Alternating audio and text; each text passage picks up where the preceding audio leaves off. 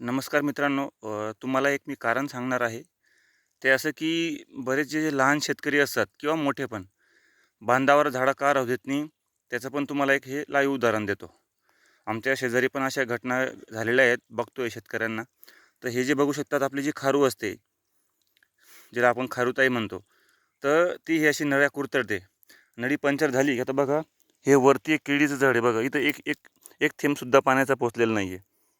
तर शेतकऱ्यांचं अशा पद्धतीने नुकसान होतं ना, त्याच्यामुळे शेतकरी बांधावर झाडं राहू देत नाही. त्यातलं हे एक मोठं कारण. तसं बघायला गेलं तर आर्थिक काही फार मोठं नुकसान होत नाही. पण हॅरॅसमेंट जी होते ती खूप मोठ्या प्रमाणात होते.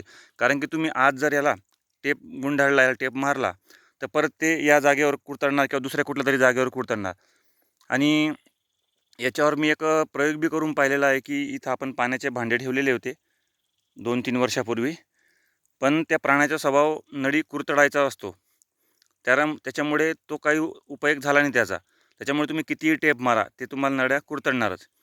जर तुम्हाला तो मानसिक दगदग सहन करायची कॅपॅसिटी असेल, तरच शेतकरी बांधावर झाडं राहू देईल आणि यांचा हा त्रास सहन करेल.